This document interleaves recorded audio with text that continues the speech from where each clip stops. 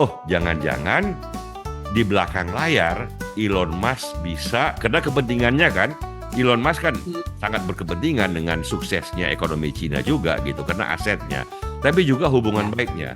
Sehingga sebagai the brother in chief dari Donald Trump, dia bisa melembutkan ya perseteruan kedua negara itu. Dan kalau itu Pak Dayat bisa terjadi, semua negara akan terima kasih, termasuk Indonesia.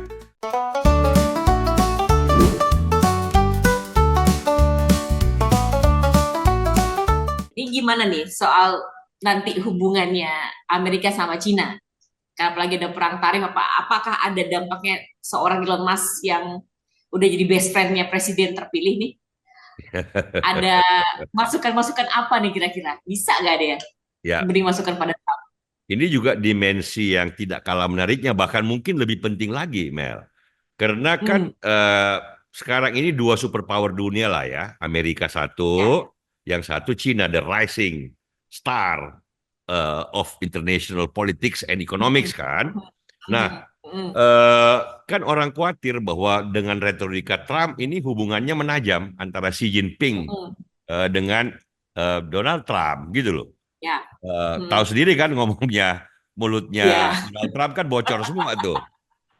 Jadi orang takut bahwa khawatir bahwa tanpa sadar dua superpower ini ya masalah Taiwan barangkali, masalah tarif Hmm, barangkali hmm, hubungannya hmm. menajam dan semua negara ini kan di dunia ini dagang sama Cina, dagang sama Amerika, semua akan rugi dengan suasana yang panas itu gitu. Nah, Ya, karena itu orang ya. berharap bahwa Elon Musk nih bisa menjadi jembatan emas bagi Xi Jinping dan eh, Donald Trump. Donald Trump. Tahu Hmm, kenapa?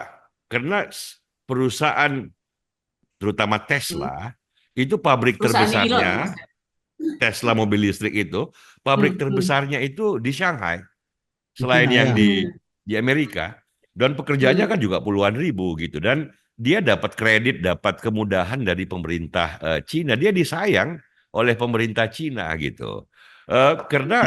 Karena gelombang, karena Elon Musk lah membuka pabrik Tesla ya di Shanghai, jadi Hmm. perusahaan-perusahaan mobil listrik di Cina kayak mendapat gelombang baru. Sekarang kan di jalan-jalan di Jakarta tuh banyak pakai Wuling tuh, BYD. Ya. Kalau nggak ada Mhm. Tesla bikin di Ya, Cina, Wuling sama BYD itu nggak ada yang kita nikmatin karena ya, tidak ada ya, yang ya. memberi the first impetus of the electric vehicles di China gitu. Jadi Ya.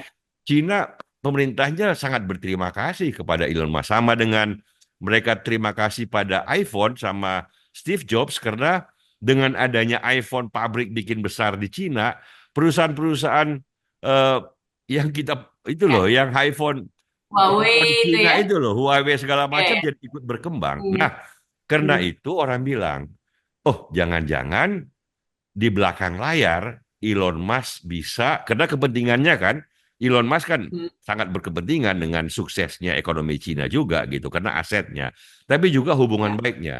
Sehingga sebagai the brother in chief dari Donald Trump, dia bisa melembutkan ya Hmm, perseteruan Ya. kedua negara itu. Dan kalau Ya. itu Pak Dayat bisa terjadi, semua negara akan terima kasih, termasuk hmm, Indonesia. Indonesia hmm, ini dagang terbesarnya dengan Cina, Pak Dayat. Ada 100 miliar dolar nih kita pertukarkan ekspor impor dengan hmm, eh, Di Cina. Indonesia. hmm. Sehingga kalau Cina dan Amerika bisa tumbuh sebagai dinamo ekonomi dunia yang bersahabat, Ya. semua negara tepuk tangan. Nah, kalau itu terjadi, barangkali itu salah satu jasa besar Elon Musk berikutnya. Itu juga Ya. yang banyak orang bilang mungkin apa enggak ya Elon Musk Hmm. seperti itu. Kalau saya nggak tahu, jangan-jangan ternyata dia bisa. Dan kalau dia Hmm, bisa, dia bukan cuma the king of heaven, ya kan? Dia bisa juga jadi the king of the earth, gitu loh. Membantu Ya. negara superpower yang bisa berkonflik menjadi hmm, bersahabat karena ada jembatannya. hmm, Ini hmm, hmm. penting Ya. dalam diplomasi internasional, orang-orang yang bisa melembutkan. Karena pada intinya hubungan negara itu kan juga hubungan pemimpin.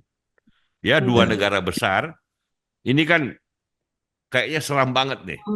Ya kan, Mhm. satu eagle, satu dragon. Apa istilah Pak Dayat? Iya Yang itu Ya, satu apa Eagle, Garuda, Garuda Garuda besar. dan apa? Garuda lawan apa namanya? Naga. Naga. Naga.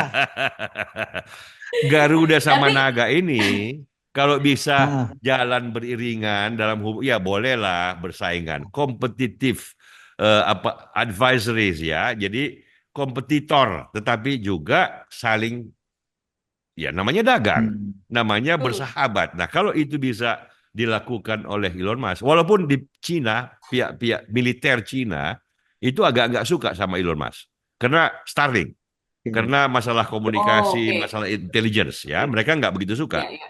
Jangan lupa Hmm. Twitter. Elon Musk kan punya pengikut 200 juta followers lebih Ya, ya. ya, 200 Hmm, juta ini kan corong besar nih. ya. Selama ini ya, di ya. Twitter dia kritis pada banyak orang, tetapi tidak kepada pemerintah Cina. Dia menjaga hubungan. Hmm, Dan Twitter kan Hmm. belum boleh beroperasi di Cina. Jadi dunia Ya. intelijen Cina, dunia militer Cina itu tidak begitu suka. Tetapi Hmm. dunia industri dan ekonomi Cina dan pemerintahan hmm, Cina Oh, sayang hmm. pada Elon adore Musk. him. Ya. Ya nggak? Barangkali bagi Cina kombinasi siapa namanya Trump dengan Elon ini kira-kira yin dan yang kali ya bagi orang Cina ya. Yin dan Yang. Kalau Nah, itu istilah bagus tuh. Tapi eh, mungkin Iya, betul. ya yin dan Yang-nya dengan kaum militer dan kaum intelijen Cina. Jadi Cina Iya. ini sebagai pemerintah kan juga walaupun dia ya otokrasi, tetapi tidak monolitik, tidak ya. satu aja. Ada faksi intelijen dan militer, ada faksi Hmm, yang lebih teknokratis. Nah, tapi intinya Hmm. adalah mudah-mudahan Elon Musk bisa memainkan peran yang konstruktif dalam dunia geopolitik, khususnya menjadi jembatan antara Xi Jinping dan Donald Trump, dua orang terpenting di muka bumi saat ini dari segi itu.